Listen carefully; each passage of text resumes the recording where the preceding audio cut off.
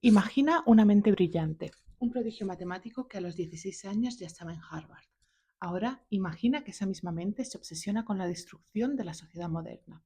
Se aísla por completo y durante casi 2 décadas aterroriza a una nación con bombas caseras enviadas por correo. Esta es la historia de Ted Kaczynski, el tristemente célebre Una Bomber.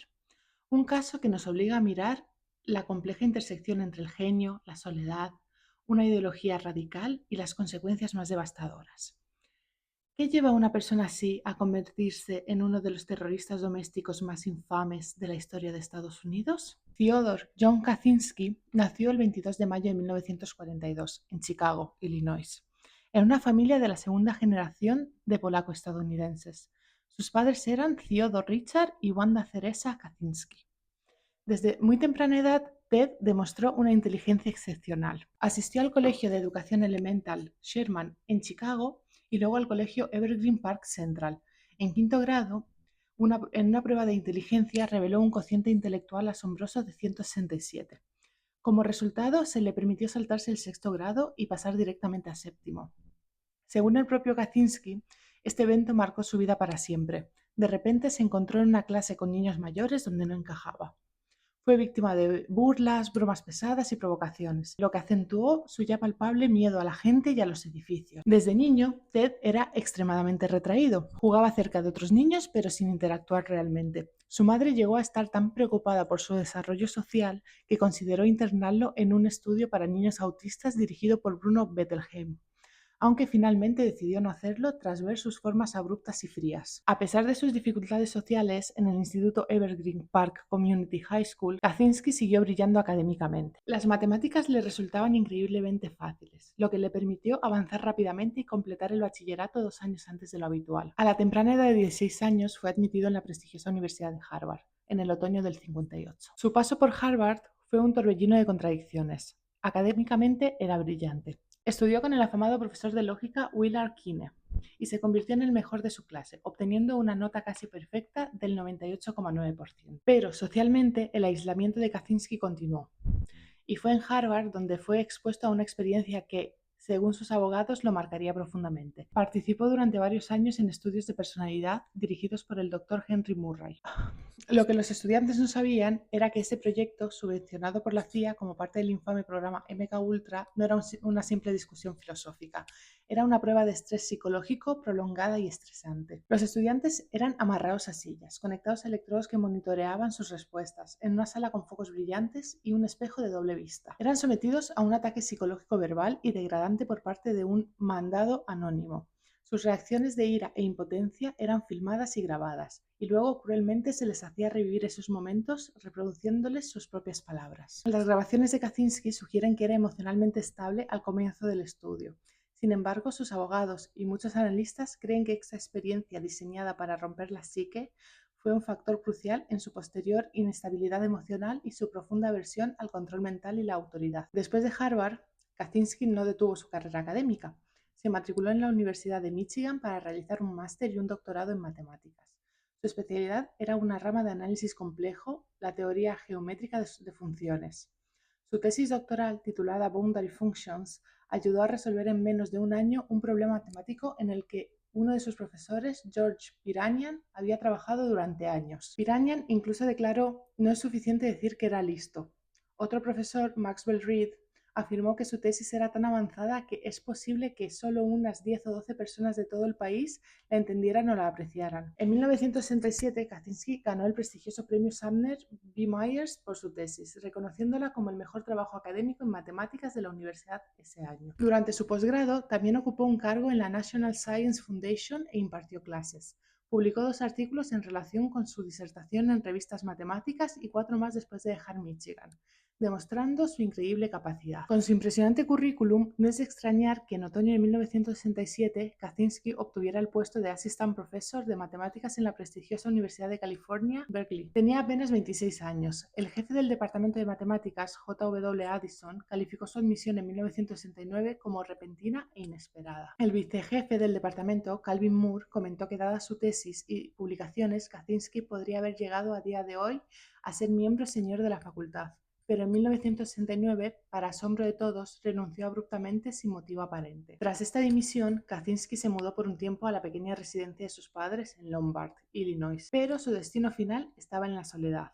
2 años después, en 1971, se mudó a una remota cabaña que él mismo construyó en medio de Lincoln, Montana. Allí viviría una vida sencilla, con muy poco dinero, sin electricidad ni agua corriente, alimentándose de la caza, la recolección y la agricultura ecológica. Este aislamiento no era un simple capricho, era una manifestación de su creciente desilusión y finalmente su odio hacia la sociedad industrial y tecnológica.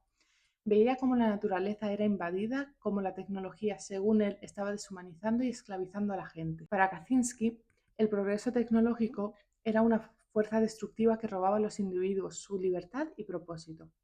Él realizó trabajos ocasionales y recibía apoyo económico de su familia, dinero con el que compró el terreno y, sin que ellos lo supieran, comenzó a financiar su campaña de bombas. Incluso en 1978 llegó a trabajar brevemente con su padre y su hermano en una fábrica de goma espuma. Fue en esta soledad donde perfeccionó la ideología que plasmaría en su famoso manifiesto.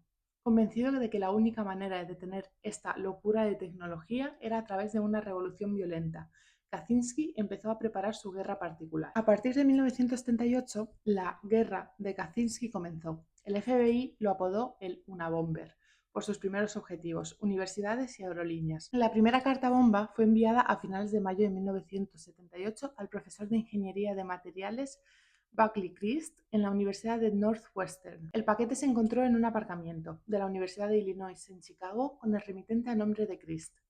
El paquete fue enviado de vuelta a Crist como supuesto remitente. Sin embargo, cuando Crist lo recibió, notó que la letra no era suya y, sospechando, llamó a Terry Marker, un policía del campus.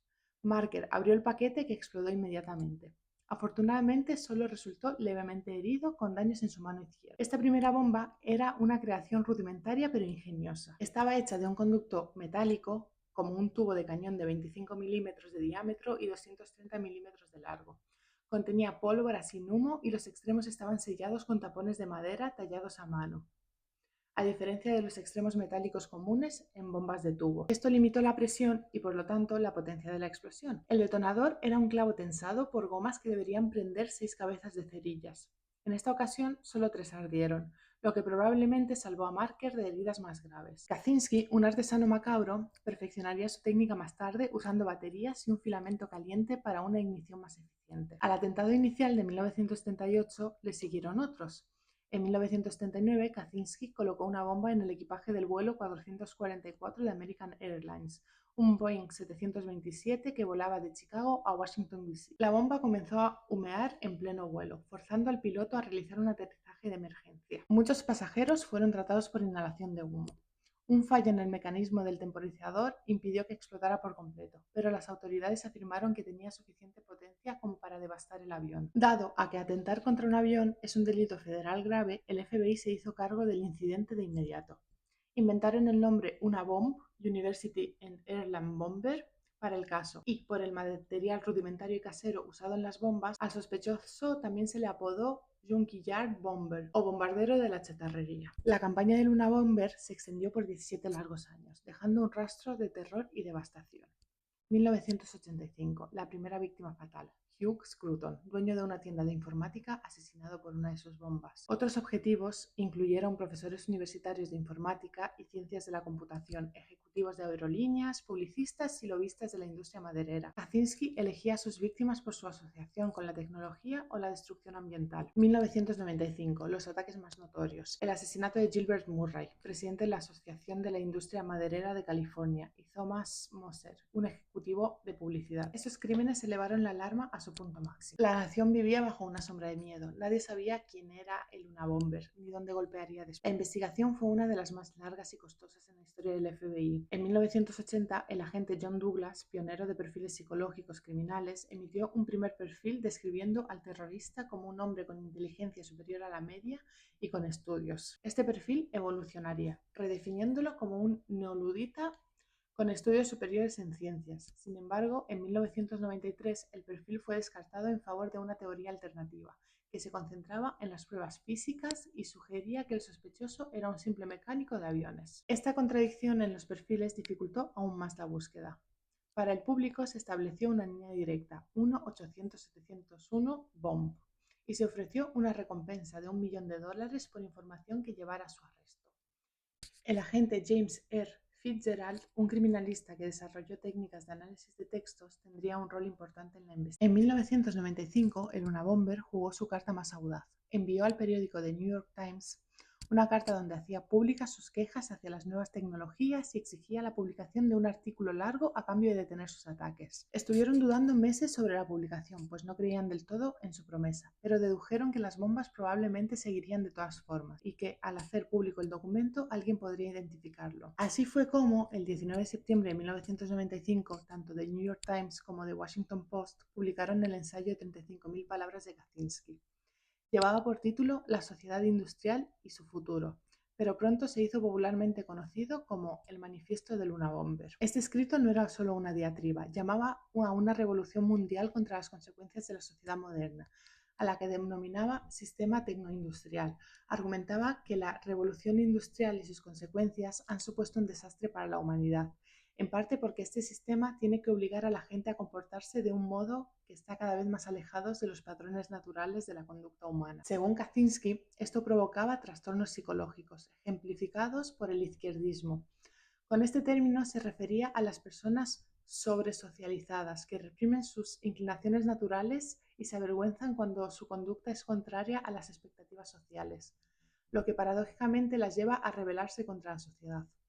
Un izquierdista, según él, toma un principio moral establecido, lo adopta como propio y entonces acusa a la sociedad convencional de violar dicho principio, citando ejemplos como la igualdad, la ayuda de los pobres, la paz o el rechazo al maltrato animal. El manifiesto también postulaba la existencia de una necesidad humana, posiblemente biológica, de experimentar lo que él llamó el proceso de poder, que consta de meta, esfuerzo, consecución de la meta y autonomía. Sugería que en las sociedades primitivas este proceso se experimentaba mejor que en la sociedad tecnoindustrial, donde las metas vitales son sustituidas por metas artificiales que no satisfacen esa necesidad. Kaczynski argumentaba que la libertad se veía cada vez más amenazada y, por ello, defendía la necesidad de una revolución violenta. La publicación del manifiesto resultó ser clave para su predicción. Miles de llamadas inundaron la línea del FBI, con miles de sospechosos, pero la pista crucial llegó de la propia familia de Ted. David Kaczynski, su hermano menor y su esposa Linda leyeron el manifiesto. Con un escalofrío de reconocimiento identificaron no solo el estilo de escritura, sino las ideas y obsesiones de Ted. Una frase clave, no puedes comerte la tarta y seguir teniéndola, era típica de su hermano. Aunque David no podía creer que su propio hermano fuera un asesino, investigó el documento y las cartas enviadas y finalmente, con el corazón roto, alertó a la policía. Cuando investigaron al sospechoso, se percataron de la alta probabilidad. Pidieron a su hermano que señalara en un mapa la ubicación de su remota cabaña. El 3 de abril de 1996, agentes del FBI irrumpieron y lo detuvieron. Dentro de la cabaña encontraron no solo los materiales para sus bombas, sino también un diario y un cuaderno de notas donde se describía la fabricación de sus artefactos, confirmando que sus actos habían sido premeditados. El juicio fue un proceso complejo. Sus abogados intentaron una defensa por demencia, argumentando esquizofrenia paranoide. Pero Ted se opuso ferozmente. Quería que sus ideas fueran juzgadas, no su salud mental. Para evitar una humillante defensa por demencia y una posible condena a muerte, Kaczynski se declaró culpable de todos los cargos de asesinato y otros delitos federales. En mayo de 1998, Ted Kaczynski fue sentenciado a 8 cadenas perpetuas consecutivas sin posibilidad de libertad condicional. Fue encarcelado en ADX Florence, una cárcel federal de máxima seguridad en Colorado, conocida como Supermax, con el número de la Agencia Federal de Prisioneros 04475-046. Allí desarrolló una enorme actividad epistolar, gran parte de la cual giró en torno a las ideas de su manifiesto, correspondencia que hoy se conserva en la Universidad de Michigan y que ha dado lugar a varias recopilaciones publicadas. Debido a problemas de salud, Kaczynski fue trasladado a la prisión FMC Wagner el 14 de diciembre de 2021. Fue hallado muerto en su celda el 10 de junio de 2023, aparentemente por suicidio, cerrando así el capítulo final de esta trágica historia. El caso del Unabomber es un recordatorio sombrío de cómo una mente brillante puede desviarse hacia la violencia extrema. Sus métodos fueron deplorables y sus crímenes imperdonables. Sin embargo, su historia sigue siendo un objeto de estudio fascinante. El manifiesto del Unabomber, a pesar de provenir de un terrorista, generó un debate inesperado sobre los peligros del progreso tecnológico desmedido y la alineación en la sociedad moderna. Es una paradoja inquietante. La historia de Ted Kaczynski nos deja lecciones importantes: la crucial labor de las fuerzas del orden, el complejo sistema judicial y la constante necesidad de entender las raíces de la radicalización. Pero, sobre todo, nos recuerda que ninguna ideología, por muy convincente que parezca para su autor, justifica jamás el terror ni la violencia contra las vidas inocentes.